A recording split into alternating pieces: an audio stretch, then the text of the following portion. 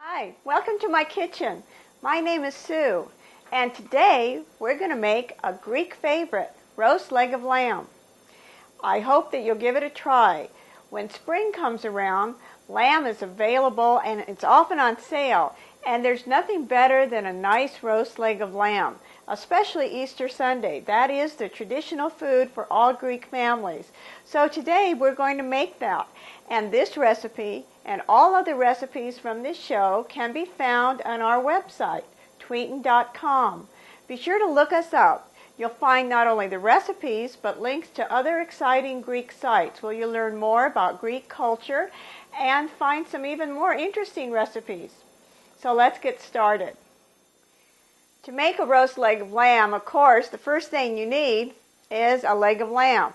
Now, this one is about 4 pounds. You can get a smaller one like this, 4 to 6 pounds, or if you are feeding a large crowd, you might want to get a whole leg of lamb, anywhere from 8 to 9 pounds. But for my family, I'm just going to use this size. And the instructions we'll go through today will work for either size leg of lamb. Now, to flavor this, to make sure it's Greek flavoring, you'll of course need lemons. 1 to 2 lemons. You'll definitely need garlic. You're going to need at least 4 to 6 cloves of garlic. And you're going to rub the whole leg down with a mixture of salt, pepper, and oregano. Optional, if you like, is to add roast potatoes with the leg of lamb. So if you want to do that, you'll want to have enough russet potatoes to serve the group that you're planning on making the lamb for. And then a little olive oil to coat the potatoes with. And that's it. So let's get started getting our lamb prepared. Now, the first thing you want to do with your leg of lamb is just run it under some cold water and just wash it off. And then after you do that, pat it dry with a paper towel and take a good look at it. You don't want really thick layers of fat on the top. This one came from the grocery store fairly well trimmed, and I'm not going to have to trim too much off. If you trim too much off, then of course what happens is as it roasts, it's going to get dry, and you really don't want to do that. So just look for extra deep pockets of fat and slice them off with a nice thin, sharp knife, or snip them off with the kitchen shears. And I'm just going to go through this and take off just some little bits of fat, not too much, because as I said, the grocer's butcher department did a pretty good job here. Things like this, just remove things like this, extra chunks of fat. And even if you remove a little too much fat, you can always rub the roast down with olive oil. And olive oil is a better fat than the lamb, so that's just fine. All right, this side looks good. I'm going to turn it over and work on the other side.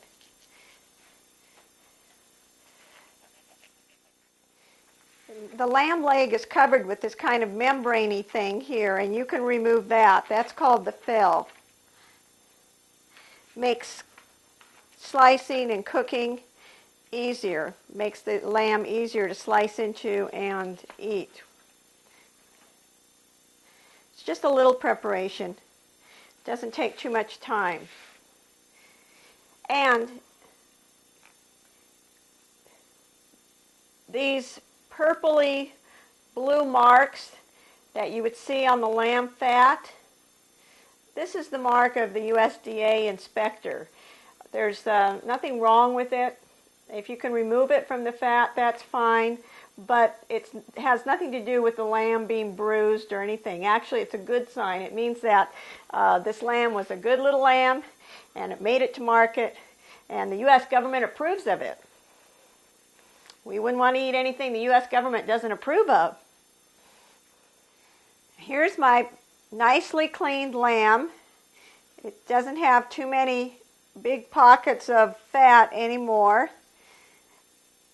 This is the slabs of fat, that I removed. And this stuff is that fell that I removed.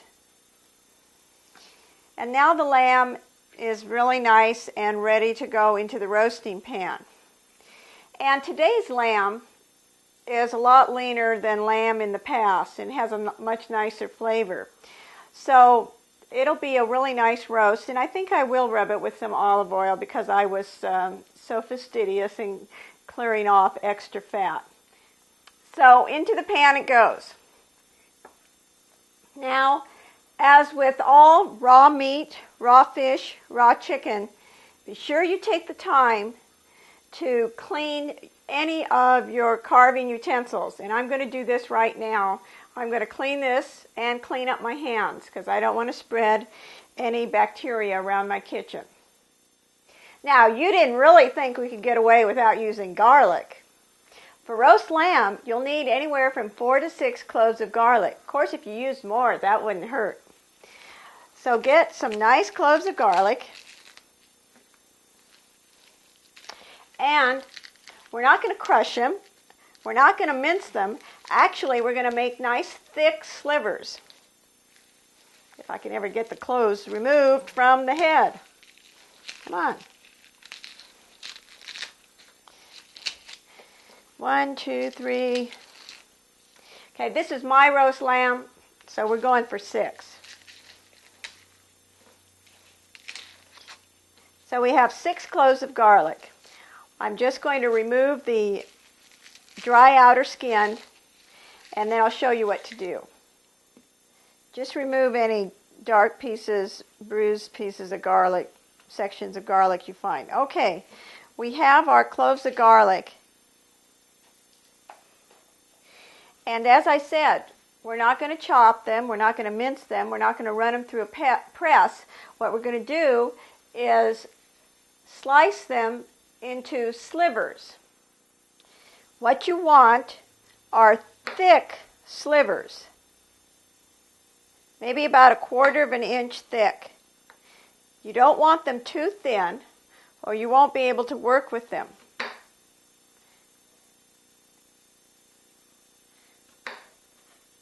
Like so. Okay, now I have my pile of thick garlic slivers, and I just want to lightly salt them. Toss them a bit, and then salt them some more. And you'll see there is a method to this madness, and you'll see what we're going to do with them in just a moment. All right. Here's where the garlic comes in. You have your roast, your lamb roast, and what you want to do is take a nice thin knife, one of your best knives, and just cut a small slit around 1.5 inches into the lamb, like so.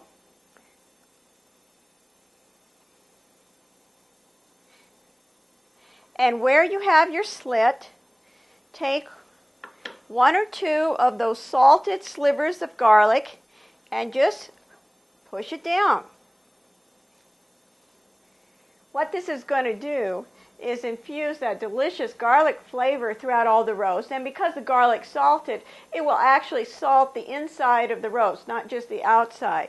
So you want to do this about 6 times on each side. So I'm going to do the top side, then I'll turn it over and do the bottom side. So that was my first, and going down a little deeper here, and I'm going to shove more garlic in.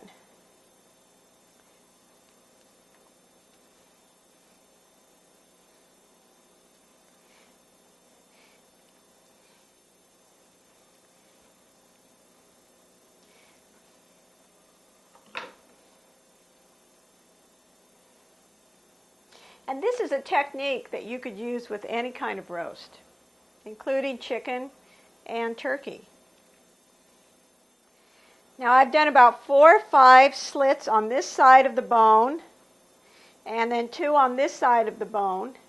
And now I'm going to turn the roast over and do the underside. Just again, knife down, make a slit and fill it with 1 or 2 of your slivers of garlic. And I think you understand now why the slivers can't be too thin. They'd be hard to push into the meat.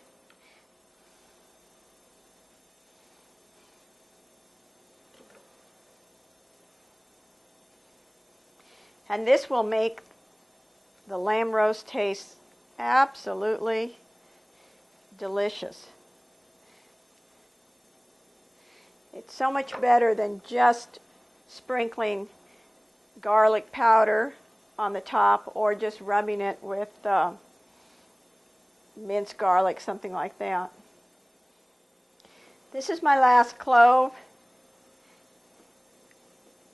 And now we're ready for the rub down. Salt and pepper both sides of the lamb.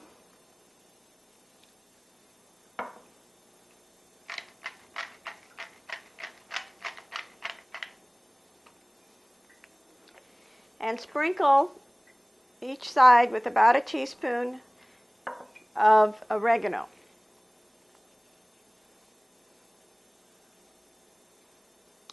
And then just kind of rub all this into the lamb on one side. Turn it over and do the same on the other side.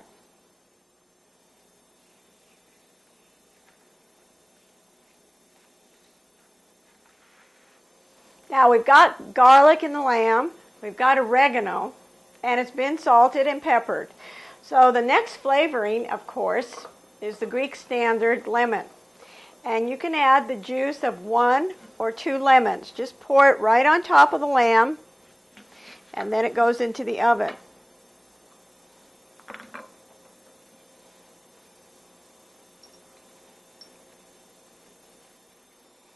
Now, you know I'm partial to lemons, so I'm going to add 2 lemons. And then this, with the juices from the lamb, will make a delicious basting broth that you can baste the lamb with as it's baking or roasting. Just remove the seeds and pour the lemon juice over the lamb. Now this lamb, as it stands right now, is ready to bake. However, most times Greek people like to serve roast lamb with roasted potatoes, and they're sprinkled around the sides of the lamb, and they bake along with the lamb. And that's what I'm going to do this time. What you need are enough russet potatoes to feed your crowd, say 6 people. And you need to wash the potatoes, peel them, and cut them into chunks so that they'll bake and be done at the same time as the lamb. Now, this is a standard and classic Greek presentation of potatoes. Roast potatoes with lamb, roast potatoes with chicken, something like that. Greek people do not make mashed potatoes. In fact, I don't recall having mashed potatoes more than maybe 3 or 4 times a year as I was growing up. And that's why it was always a big thrill for me to go over to someone's house where they were having mashed potatoes. One summer, I went to visit some friends. I stayed 2 weeks with them, and they had a Scandinavian background. And I was really excited because every night they had mashed potatoes for dinner. That was a big thrill. That was really a big treat for me. The first few nights it was really exciting, but at the end of the 2 weeks, I was really bored. I couldn't believe that people only had mashed potatoes because being Greek, I was used to having roast potatoes, noodles, bulgur wheat, pilaf, rice, and all kinds of things every night. There was a variety. And so I was really surprised that there were some people in the world that just had potatoes every single night. It was a thrill, but then it got old. And then when I came back, I appreciated my mother's cooking even more. All right, I'm on my last potato. As soon as I get done peeling them, I will cut away all the bad spots and then cut them into large chunks for the roasting pan. Little bits of peel are okay, but dark spots like this are the things that I want to cut off. And if the potatoes end up looking kind of funny because of all the cutting, that's okay. It really doesn't matter. Now take a potato about this size and cut it into 4 chunks. And I'm going to put them in a bowl and toss them with a little bit of salt and pepper and a little bit of olive oil before I put them in the pan. I'm on my last potato, and as I cut it up, I just want to check it to make sure there aren't any hidden bad spots. Okay, now I have my bowl of potatoes. Now what I want to do is add just a little bit of salt to the potatoes. Not too much, because some of the salt from the lamb is going to come out on the bottom of the pan. A little bit of pepper. Half teaspoon to a teaspoon of oregano. And about a tablespoon of olive oil.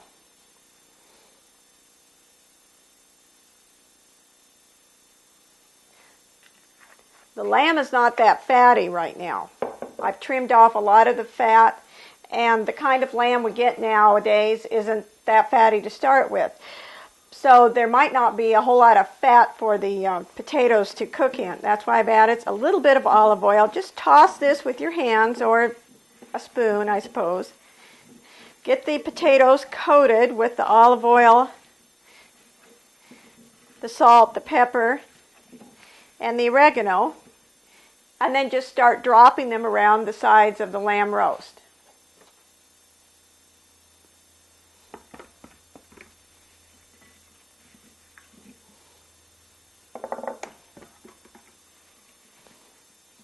They will pick up some of that delicious lemon flavor too, and any of the juices from the lamb.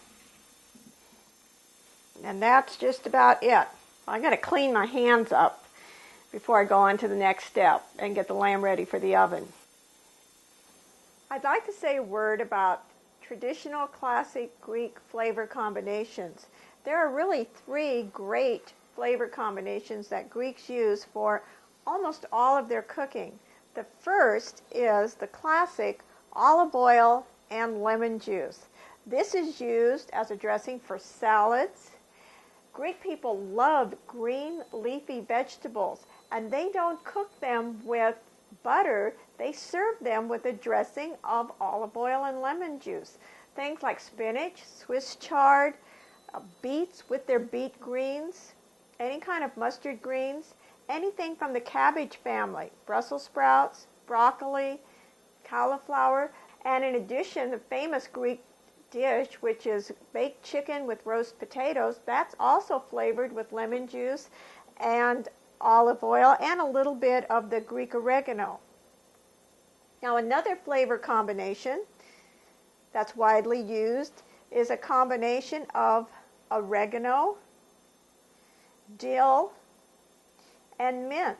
And this combination is used to flavor ground meat dishes, especially the famous stuffed grape leaves, yaprakia, or sometimes called dolmas. And this flavor combination is used in keftedes, which are a Greek version of meatballs or hamburger patties. And finally, cinnamon, nutmeg, and any kind of tomato product. This combination is what makes moussaka taste so good, it makes pastizo taste so good, and it's used with braised chicken, it's used with beef stew, it's used with braised lamb. Usually if you're going to have the braised chicken, lamb, or beef, you'll serve it with noodles, or maybe minestra, or orzo, which is the little rice-shaped pasta.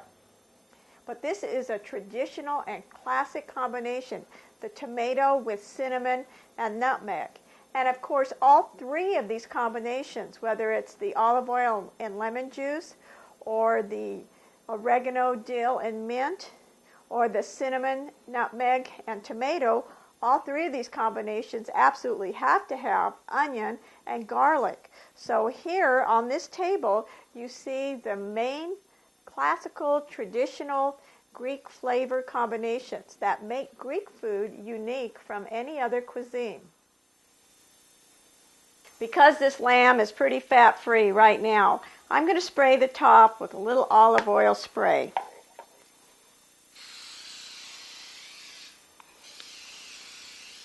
Just to keep it from drying out too much. And this is ready to go in the oven and roast. Be sure when you go to roast your lamb that the lamb is at room temperature. Don't try putting an ice cold lamb roast in the oven. It kind of won't brown as well. It'll take longer to cook. So the lamb should be at room temperature. And if it's not, cover it with some saran wrap and let it sit out for a while until it's definitely at room temperature. Then put it in the oven. Now I'm going to put the lamb roast with the potatoes in a preheated 400-degree oven. I'm going to roast it at this high heat for about 40 minutes. And during this time, the roast will sear, it'll brown nicely, the potatoes will brown.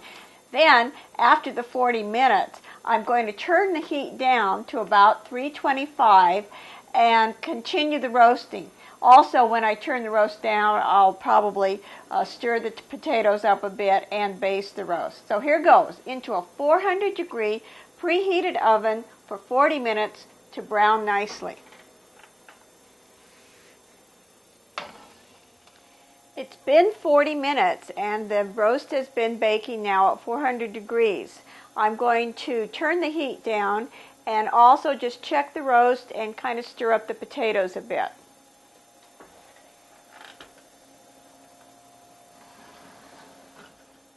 And you can see the roast has browned nicely. I'm just going to stir the potatoes a bit.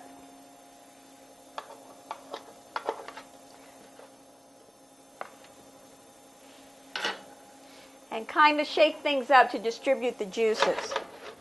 Now I'm putting the roast back in the oven for another 40 minutes at 325 degrees.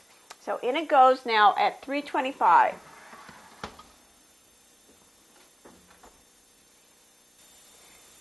It's been 40 minutes. I'm going to take the roast out of the oven and check its internal temperature. This looks pretty good, well browned. Doesn't that look beautiful? I want to check the internal temperature. For rare lamb, it should read 140 degrees. For medium rare or medium well, it should read anywhere from 145 to 155. And for well done lamb, it should read at least 160 degrees. Now you could use two different kinds of meat thermometers. This kind of thermometer you would put in at the beginning of the roasting and leave it in the entire time. What I want to use today is an instant read thermometer. With either one of the thermometers, you want to make sure that you get into the center of the roast, whether it's a lamb roast, turkey roast, or a beef roast. You want to get to the center and you don't want to hit a bone. So you just stick it in and take the temperature. Get it into the center. Leave it for a few seconds so that you can get an accurate reading and then take a look. This one is reading at about 158, and that means it's going to be about medium well, which is just fine. And so I'm going to set the roast aside and let it rest for about 20 minutes. I'm just going to remove the thermometer. So I'm just going to take the roast out and put it on a platter and let it rest. It needs to rest for at least 20 minutes. That way all the juices go back and distribute themselves within the meat, and when I cut the meat, it won't lose all the juices and it won't be dry. Here goes.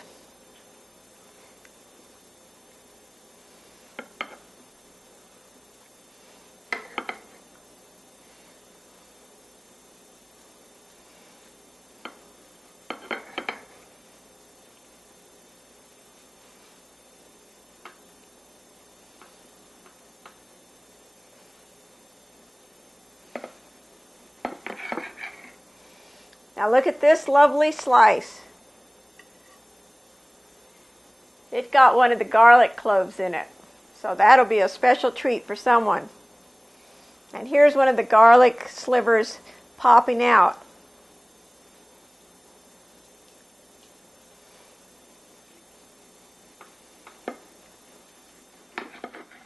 Okay, you can see the garlic, and boy does this smell good right now. And the meat is not overdone. It's probably best to shoot for medium lamb. That would be somewhere between 145, 155 degrees on your thermometer. And this is beautiful. Add a few nicely browned, tasty potatoes. This is a wonderful dinner, Sunday dinner, wonderful Easter dinner, and it's wonderful at springtime when the lamb is so plentiful. It's easy to make, and it's spectacular when you serve it. I think you'll enjoy it. Why don't you give it a try? It's Greek-style roast leg of lamb, and it can't be beat.